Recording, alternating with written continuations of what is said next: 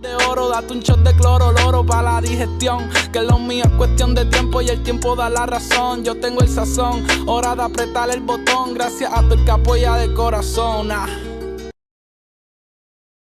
I mean, I think that's a perfect way to explain JJ.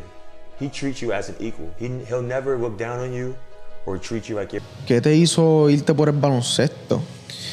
Esta es una pregunta que es la primera vez que la voy a contestar live.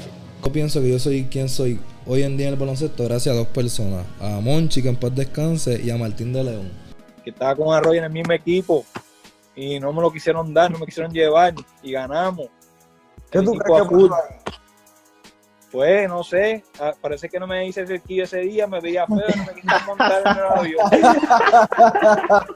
Un momento que nunca voy a olvidar en mi carrera y ella fue la única razón por la cual yo jugué en Puerto Rico. Yo me quería ir para Europa desde... Y viendo como Miami trata a sus jóvenes, me debí haber quedado en Miami.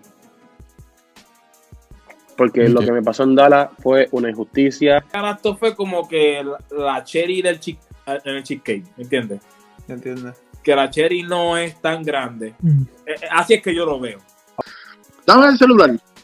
Y yo, no, coach, yo lo voy a poner en el camerino, mala mía. No, déjame verlo. Tacho, lo cogió. ¿Cuántas veces yo he dicho a la gente que apaguen los celulares y lo dejen? Pues todo el mundo, no, es verdad. Tacho, cogió el celular, me metí con 3 pisos. ¡Pam! Después del juego 5 se me pega el vikingo. Oye, la próxima quincena es tuya, ¿oíste?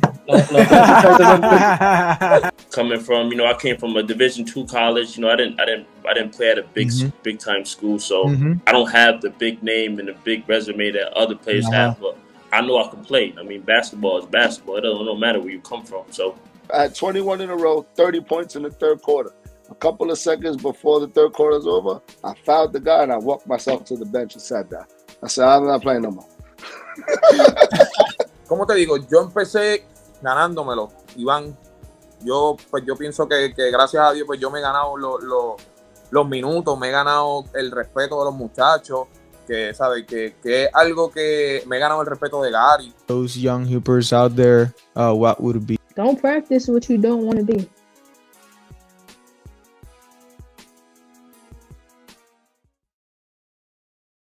Esto es traído a ustedes gracias a Sportify.lo. Si usted está buscando representación legal, asesoría financiera, o si eres un jugador profesional y estás buscando representación legal de un personal certificado por la FIBA, el licenciado Esteban Aguilera es el hombre que tú estás buscando.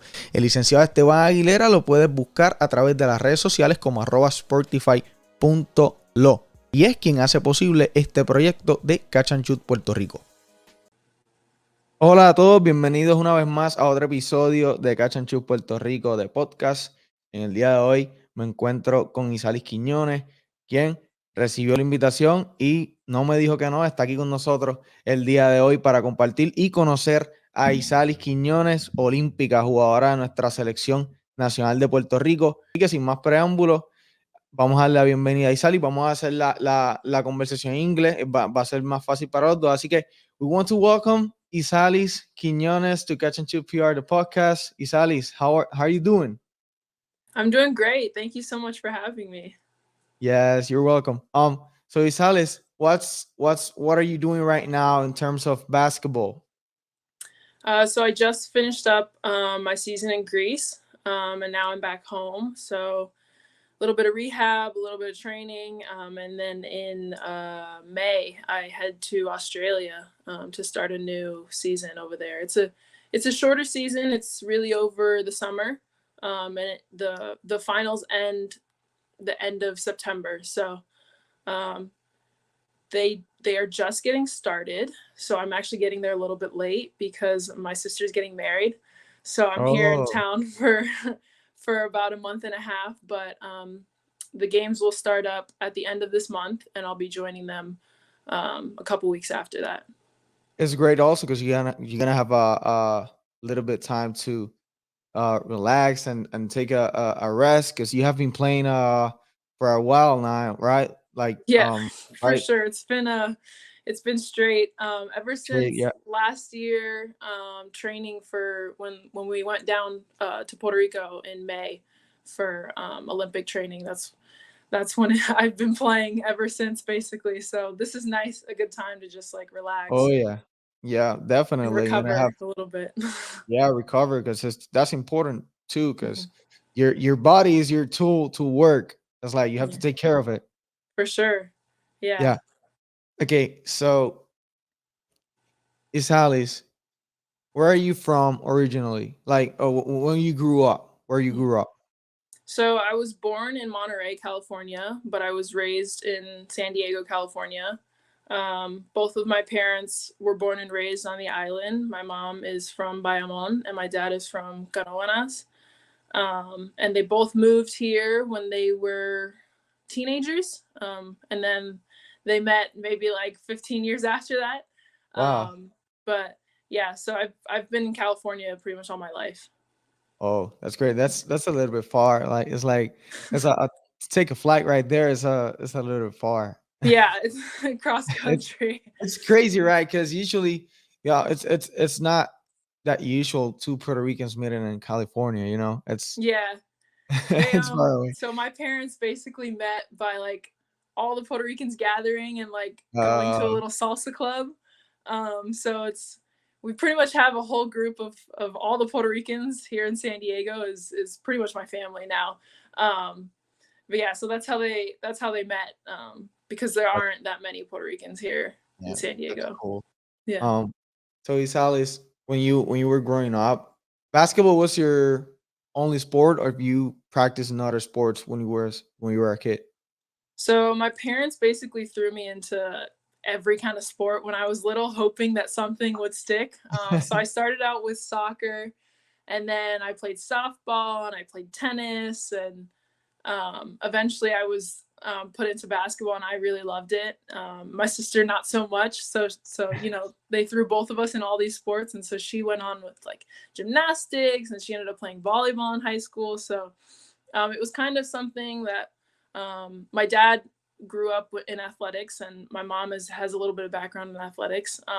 So it was something like to keep us active and, I guess wear the energy out of us.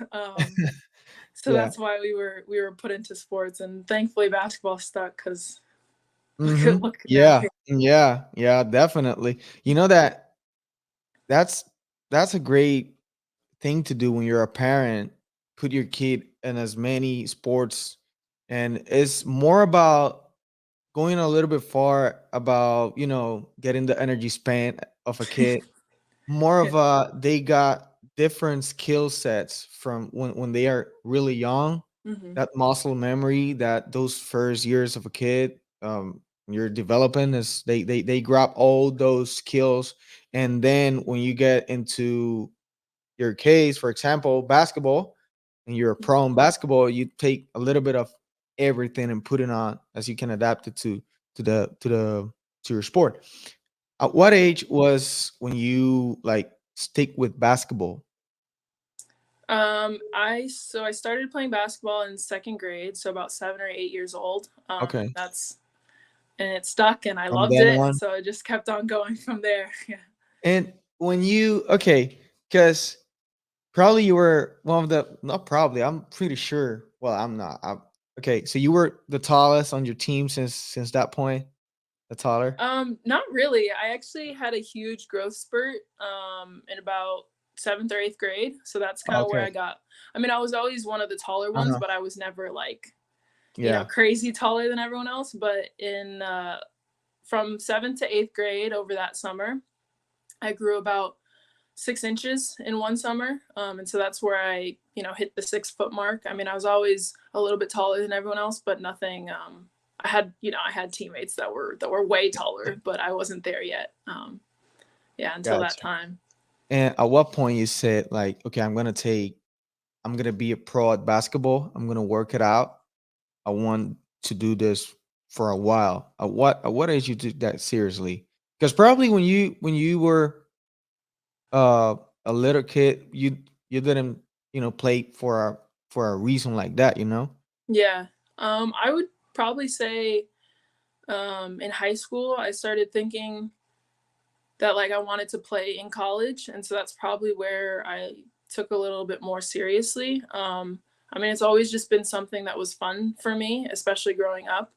And I'm thankful that my parents kept it that way, because if not, I probably would have burned out a little bit sooner.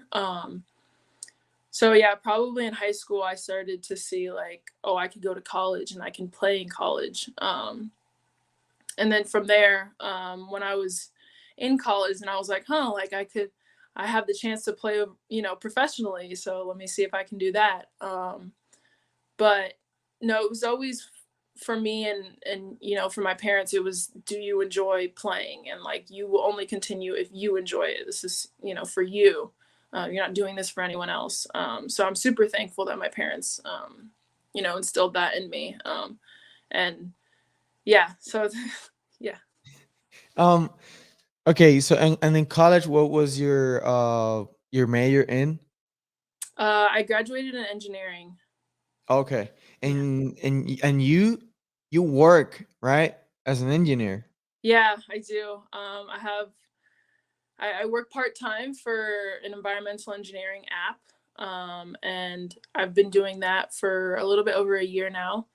And it's, when I got to college, I guess before college, I was always a nerd and always in the books. You were a and, brain, my grades were always good and stuff like that. So when I got to college, it was finding something that I knew I would enjoy. I ended up finding engineering that I absolutely loved. It's something about like working together as a team to make this thing or make this product or make this service or something. That to me is super exciting. And so I ended up falling in love with engineering. And during the pandemic, when the pandemic was really bad, that's actually when I graduated with my second degree in engineering. So at the time I was prepping for the Olympics, so I didn't want to go overseas because I didn't want to get injured or, what have you. So I was like, let me find a job in engineering and I'll train on the side. And so I ended up finding this job, and I mean, the team is just awesome. It's a great group of people. It's very light, very fun. But also I get to use that side of my brain, with the basketball, and they've been super flexible with me, playing overseas. And that's great that you can do both. I mean, it's just been an awesome experience to be able to do both things that I love. And also probably this COVID thing helped a little bit, because when COVID hit, I was like, oh, whatever, like almost everything moved virtually, like everything's gonna be online. So that probably helped a little bit that you can do both, right? Because I think you can do some work on your computer, right? Yeah. So it is an app. So basically all of our, job is on the computer, and on the phone and stuff like that. So it's been nice to, I guess, learn that. I guess that's one of the good things about COVID, right? Is that we all learn to do things virtually. Yeah, sometimes you have to see the some good things that come with that kind of stuff, Right. Isalys, when was that? Did you frequently visited PR when as a kid? Yeah. So I've been surrounded by the culture. I say this on all the interviews, but every Saturday it's cleaning day, and so we're blasting salsa music in the house. Oh yeah. So yeah, we're very much a Puerto Rican family, and definitely grew up around the culture. But as far as traveling, there was one Christmas break where we spent like 3 weeks in Puerto Rico. Doing parrandas and like spending time with different parts of the family and stuff. And then we probably went a couple times before that when I was little. And then most recently, obviously with the national team is probably the most time I've spent in Puerto Rico, spending months on end in Puerto Rico. Yeah. How did the Puerto Rico, and when did they contact you? How did they get to know Isalys? How did that happen for you to have the opportunity to wear that Puerto Rico name on your chest?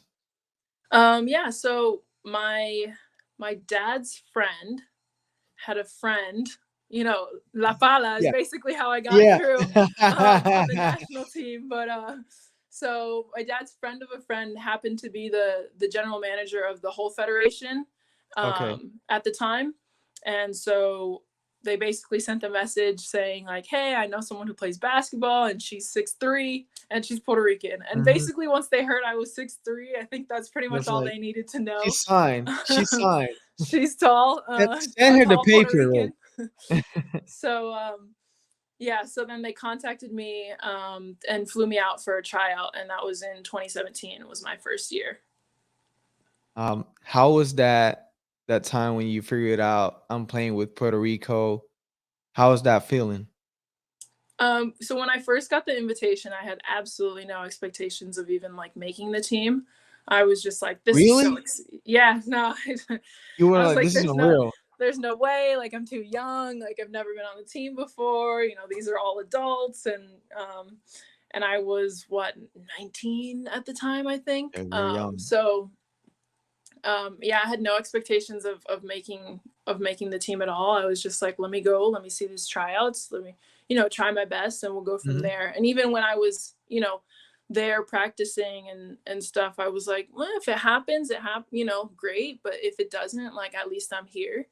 Yeah. And I ended up making the team. And I mean, it was super exciting and such an honor to be able to represent a country that, you know, I've been so surrounded by my entire life. And, you know, to be able to represent my parents and their family and all that, you know, and the island it's still something that is, you know, super exciting for me.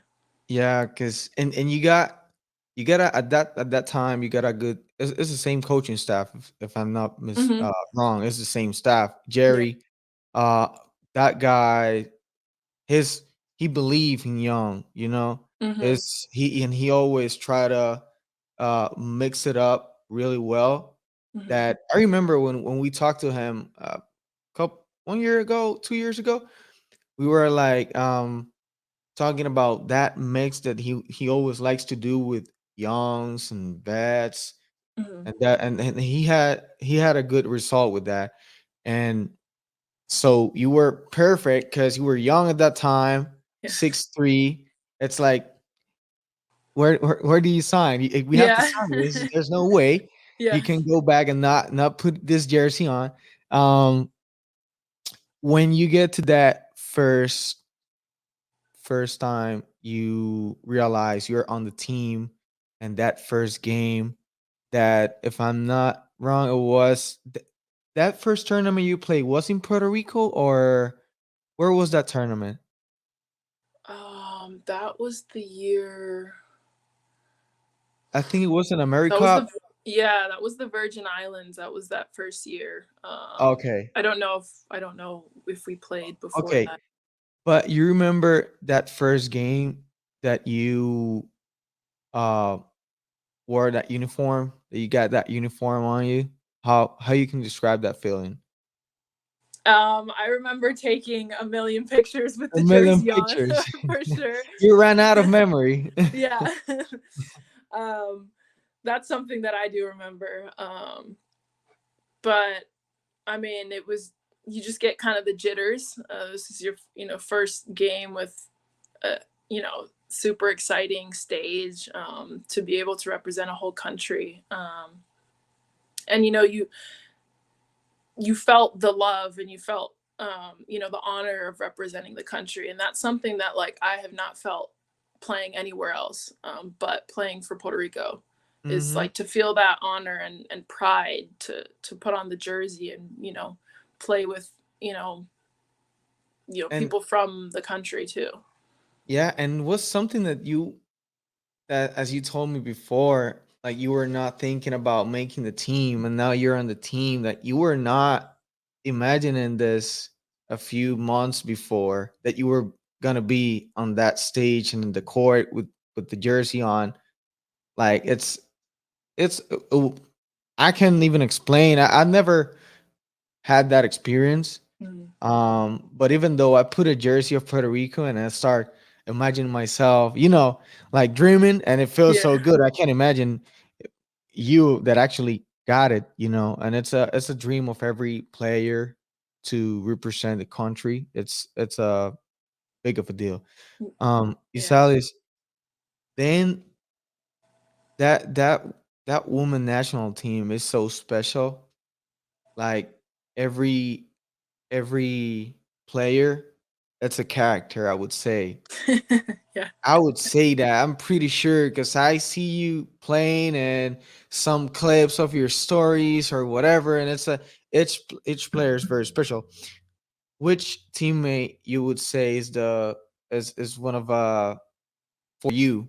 It's one of have been the one of the best teammates you had so far on the national team. Um. You got a few Oh probably in man. mind Yeah, right I know. I have a few. It's hard to now. narrow it down to one. There's like a little group of us is me, Sofia Roma, and India Pagan, and Anushka Maldonado. I think that group, I mean, we still keep in contact. Like, I mean, we call each other like once a week, that kind of thing. So those, like that group, for me is like my little, best friend, like kind of group. Gotcha. And then I would for sure say, Allie Gibson, yeah. is one of the best teammates. I mean, she's always laughing, always trying to make other people laugh, always doing something crazy, and so that keeps us like light and happy, and then And everyone in a wants to good mood. joke, and yeah, for sure. And then obviously on the court, Allie just brings a different dimension of hustle and aggressiveness, and so yeah, I'd probably say those are my that's my group. Gotcha. Yeah. Gotcha. When you play for Puerto Rico, those first tournaments, you know that the opportunity you have, the chance you have, that a lot of eyes are seeing you playing. You know that there's gonna be offers from overseas teams and leagues. When was that first overseas opportunity that you got? So the first opportunity I got was playing in Greece last year. But that was only because I told my agent at the time that I didn't want to play. So I'm sure if I had told her that I did want to play, and this was, again, I told you, in preparation for the Olympics. So Okay. this is when we thought the Olympics were going to happen, 2020. Yeah. So I graduated in June, and so I was like, it doesn't make sense to go play overseas, So, I'm sure if we knew things about, before that, then I would have probably played overseas. But so I got that offer in October, and I'm sure, as you know, like seasons start in August is when they want people. So I definitely came to the team late. And Greece is, I visited Greece when I was little. I took a cruise there with my family, and it was absolutely beautiful. And since then, it's been like the most beautiful place I've ever visited. So for me, it was just super exciting to be in, like, again, the most beautiful place I've ever visited. Different city than I thought I was going to. I ended up going to Athens, and like what I had visited was like one of the little islands that people vacation on. So that's something I didn't know at the time. But nonetheless, I mean, Athens is so beautiful. I mean, there's so much history there. The food is great. The people are really nice. So it was short-lived, but it was a good time. Gotcha. And how about the language? Because it's a whole different right there. And also, well, we'll get this after. But how do you deal with the language and all this stuff? Because it's a little bit hard. It's not Yeah. English, it's Spanish. Yeah. And Greek is just such a different language. I Yeah, mean, it's so hard. It's not anything similar. Like I wouldn't think about even the learning it. It's like I wouldn't make it even though to try learning it. yeah, no, it's incredibly difficult. Maybe if I was there for like years, I would try to pick something up. But it's not something that's like so easily to be able to pick up. Thankfully, though, a lot of like Greeks know English. So a couple of my teammates like knew English, and a couple of them even studied in the States, so they were pretty fluent in English. I guess the coach knew like hardly any English, so it Oh was my God. it was pretty funny when he was like yelling at other people, because you just kind of stand there and you're like, Because you don't I don't- understand what he's he saying. could be yelling at me, I don't know, but so it's different for sure, to not know the language, but you know, you have your teammates who are translators, so I was pretty fortunate to have a good like a nice team that you know, the girls spoke English and really wanted to include you. I think that's probably the bigger thing is you can feel as like as a you know, as a foreigner, you can definitely feel like separated from the team, and so, you know, thankfully in Greece I didn't feel like I had a problem, because they were trying to include you so much. Yeah, to get you involved in it. Mhm.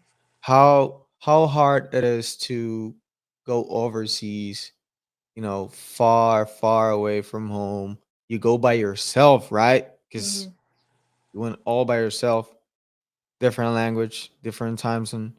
How much did that jet lag last? Like, how was that experience of getting overseas?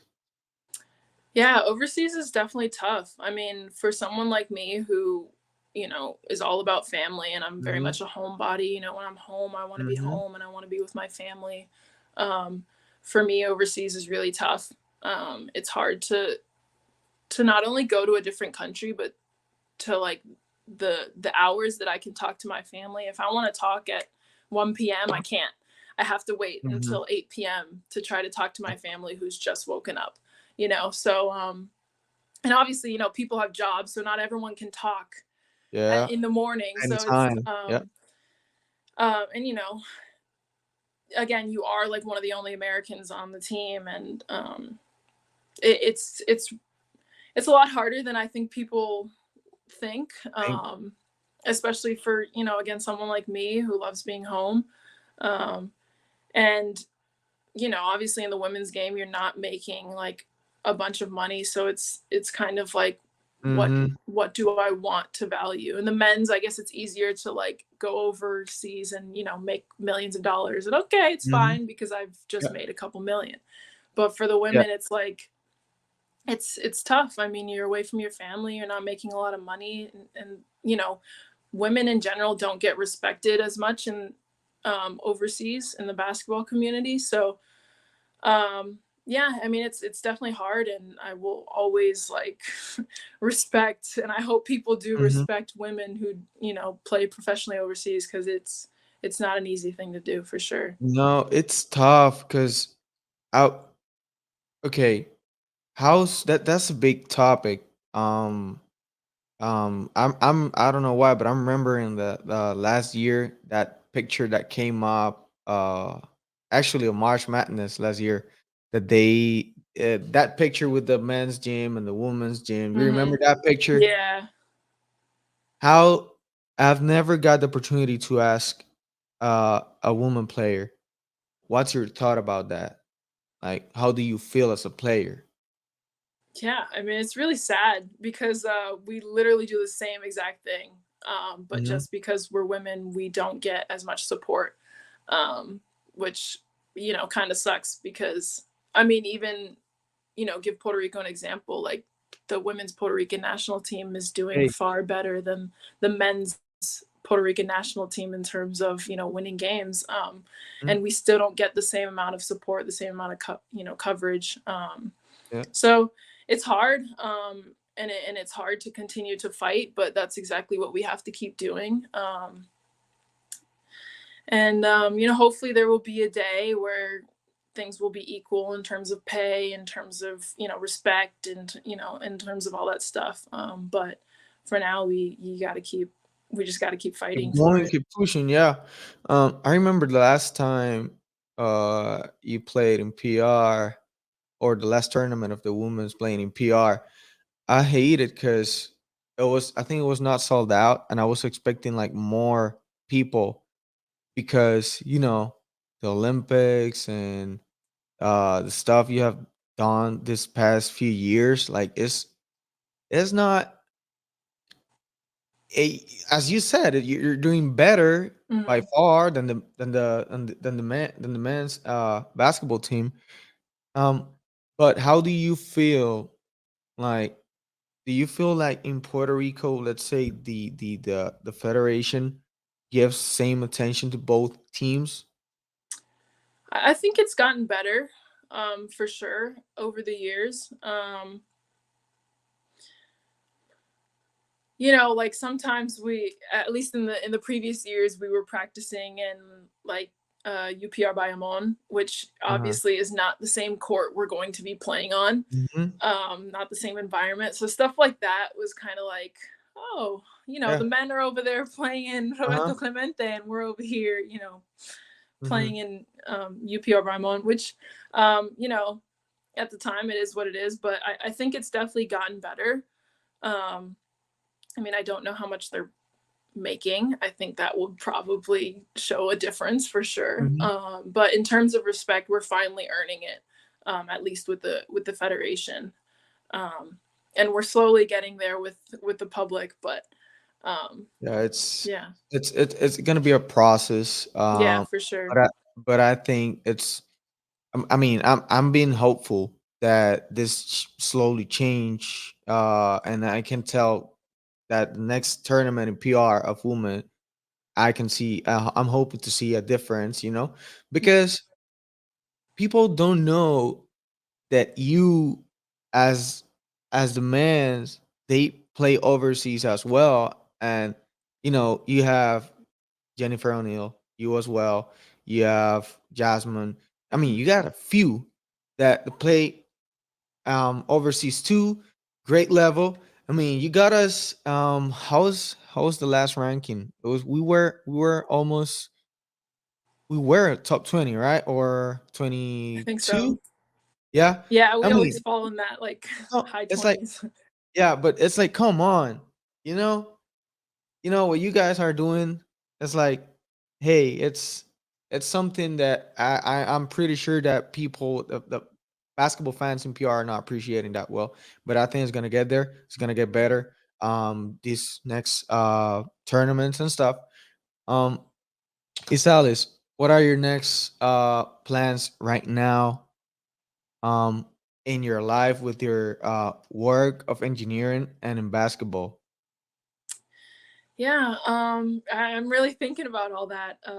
Like I said, it's hard to go overseas, and when I Yeah, can, you know, make yeah. so much more money here, you know, studying Mm-hmm. engineering. So you know, I've been thinking about it, and it's kind of going to be a process that I'm going to have to continue to think about. I do want to continue to play basketball, and whether that's overseas or whether that's just for the national team, I know I'm going to be playing basketball for a little bit longer for sure. Um, excuse me. In terms of overseas, I'm not sure. I think my body for sure needs a little bit of relax after Mm-hmm. this Australia season. So I'll be playing in Australia in May, like I told you, and then after that, I'll have to see how my body's feeling. Um, How long is that season in Australia?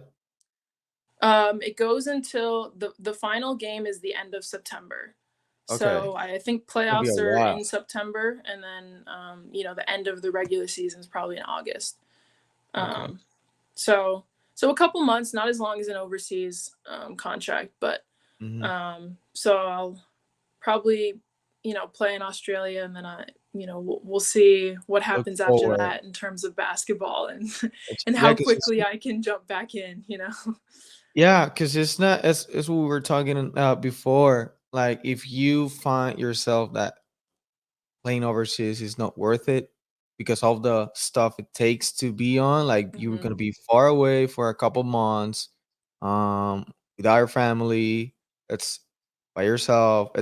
It's tough if it is not worth it. So Yeah. those are tough decisions that not that much people think about when Right. you as you as a player. They Right. don't see that stuff. Um, okay, and you plan on you're gonna stay in California, living for a while if you're not playing basketball? I don't know. That's another thing. I do love Europe, and so obviously that's why I keep going back to Europe. The lifestyle is just a lot more like smooth, a lot more relaxed. They really take the time, to have a dinner together, that kind of stuff. That kind of stuff I love. So I do love Europe. So it would be nice, and like I do think I want to settle down in California, like when I'm old. But as of right now, I'm not really sure where I want to live. And I'm kind of open to wherever. Yeah, whatever life takes you. Yeah, exactly. Isalys, there are a few. It's different, right? Men, woman, and I'm thinking about something right now. Some players, some men players, they don't finish college. Sometimes they go to pro, and if it is not because of basketball, they probably, I don't know what they're gonna do. Yeah. Sometimes that happens, and they I know, because I know there are a lot of them that they think that basketball will last forever, and it's not like that. Probably you get with good longevity, you could get to good 36, 37 years old. Right. And I want to say this because you're different, because you have your engineering, you're working right now on that, and that's something not everyone can handle. I mean, you're going overseas, you got your work, like you have your stuff pretty much settled down, and that's something you have to be proud of it. And I remember that when you graduated, Natalia Melendez did a post about you, about Michelle, about Tyra, that also works on a school. I forgot the place, but she works on a school as well. I know another a bunch of you have a lot of stuff going on. Um, you know, out, aside of basketball, and that's an example for those other players that think the basketball will last forever. And we have a case of a few players that they don't they make a lot of money early in their careers, but they don't invest it. They don't think there's gonna be a tomorrow.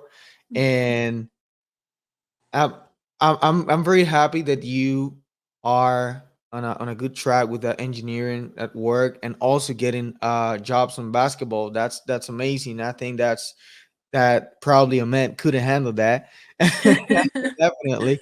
Um, Isalys, what's your best experience with the national team so far? For sure the game to get us to the Olympics. I remember that game.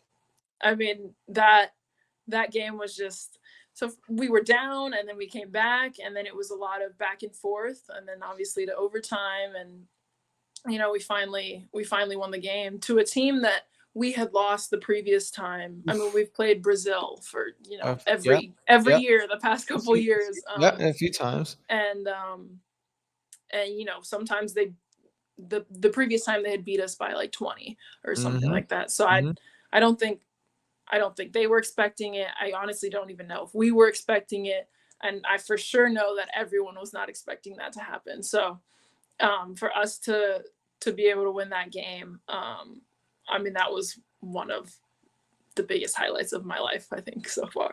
And how was the speech on that halftime? What happened in that locker room that halftime?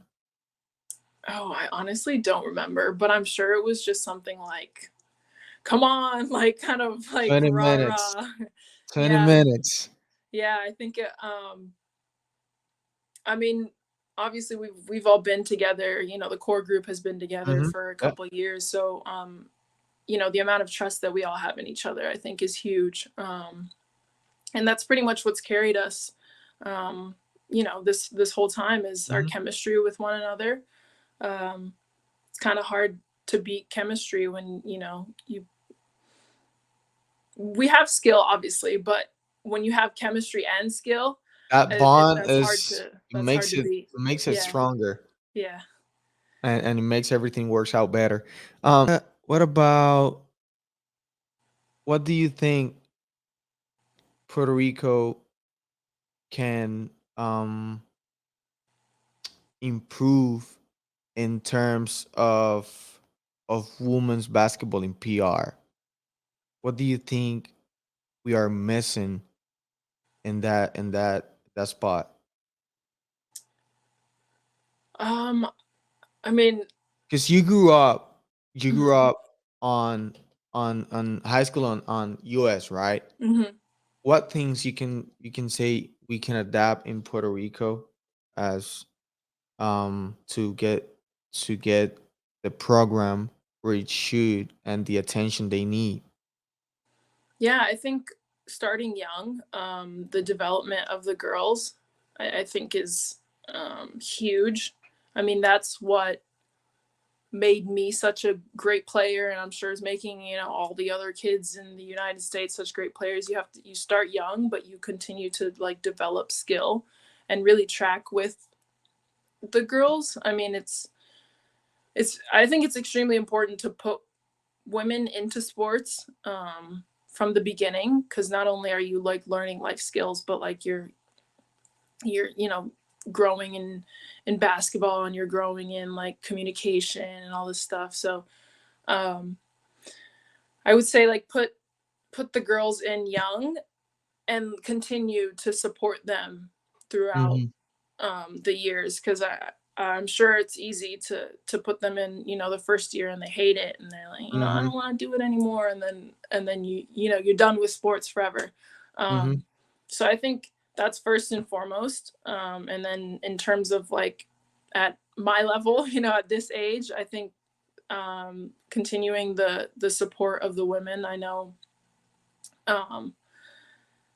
like it's hard for us to play on the national team and play in Puerto Rico and do that for a living. Yeah. Yeah. And I mean, that would be the most ideal situation for me. I mean, if that could happen, yeah, I would love that. But you know, it's not practical for us.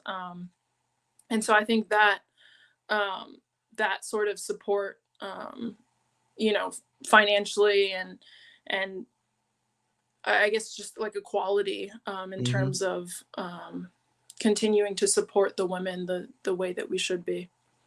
Gotcha. Okay, now I want you to take me back when you were let's say 18, 17 years old. So when you were at that age, you were thinking about if you're gonna make it at that point, you were thinking about pro or not yet, right? Probably not You're in pro that. yet. No, we're Okay. just college. We were just college at So, that point. okay. So what I want you to do is like, if you had the opportunity to give an advice to a young girl out there that wants to play basketball and they want to be a pro and they are getting to school out of high school going to college, what would be your best advice for them? For sure, keep working hard. I mean, that's, you know, first and foremost. I think that's, you know, pretty obviously, if you want, you know, if you really do want to make it as a pro, especially as a Puerto Rican, you're considered an American. That's your passport. And so to make it professionally, you will be one of one or two people on a team. So the spots are limited. So obviously you got to keep working hard and improve your game and show why you deserve to be one of those, you know, two spots on a team. And then I think it's important to continue to stay in school, especially, you know, we're not at a point where you can just do one and done, or, you know, whenever you feel like I just don't think we're at a point right now, women's basketball wise, where you can Exactly. That's what I wanted to go like in terms of and going in that line for a woman in sports is way different and a little bit harder. Yeah. Like, it's So not. I mean, stay in school, but also don't just study something that is easy. And I guess maybe that's coming from the wrong person since I, studied engineering.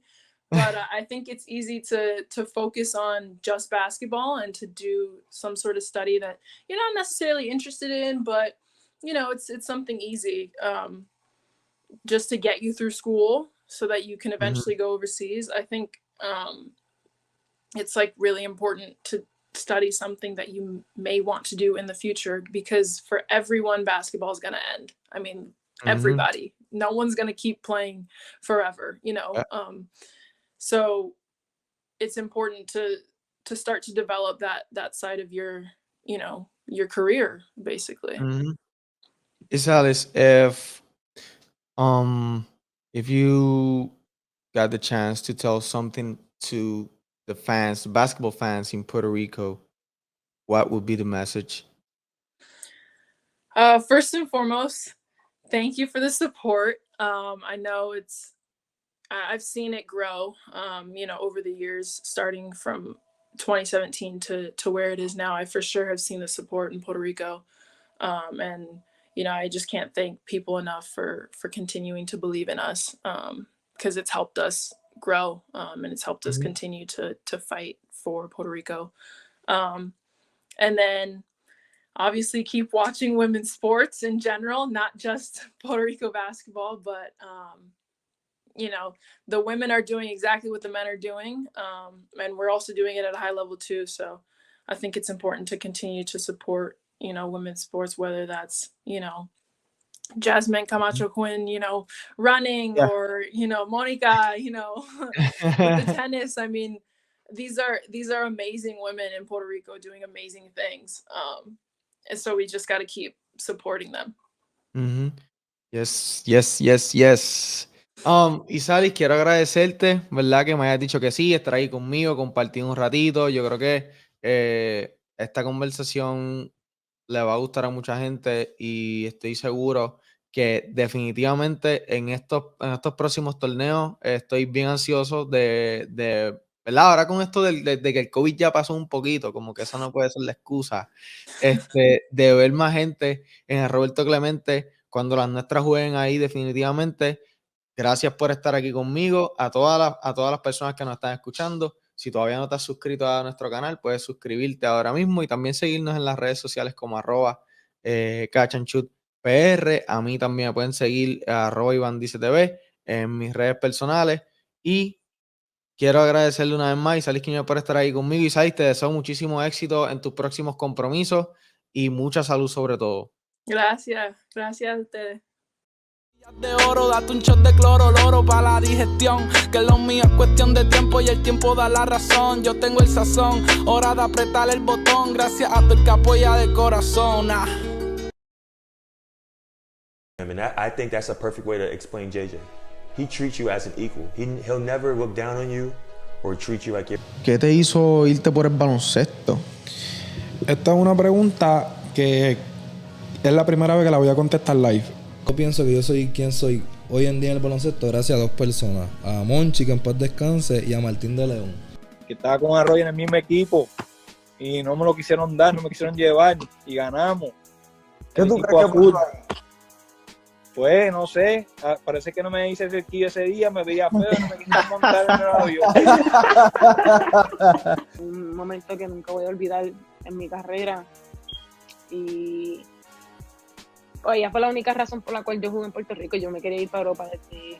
Y viendo como Miami trata a sus jóvenes, me debí haber quedado en Miami. Porque lo que me pasó en Dallas fue una injusticia. Esto fue como que la cherry en el cheesecake, ¿me entiendes? ¿Entiendes? Que la cherry no es tan grande. Así es que yo lo veo. Dame el celular. Y yo, no, coach, yo lo voy a poner en el camerino, mala mía. No, déjame verlo. Tacho, lo cogió. ¿Cuántas veces yo he dicho a la gente que apaguen los celulares y lo dejen? Pues todo el mundo, no, es verdad. Hacho, cogió el celular, metió con 3 pisos. ¡Pam! Después del juego 5 se me pega el vikingo. Oye, la próxima quincena es tuya, ¿oíste? Coming from, I came from a Division II college. I didn't play at a big time school, so I don't have the big name and the big resume that other players have. But I know I can play. I mean, basketball is basketball. It don't matter where you come from. So I had 21 in a row, 30 points in the third quarter. A couple of seconds before the third quarter is over, I fouled the guy and I walked myself to the bench and sat down. I said, I'm not playing no more. ¿Cómo te digo? Yo empecé ganándomelo, Iván. Yo pienso que gracias a Dios pues yo me he ganado los minutos, me he ganado el respeto de los muchachos, que sabe que es algo que me he ganado el respeto de Gary. Those young hoopers out there, what would be? Don't practice what you don't want to be.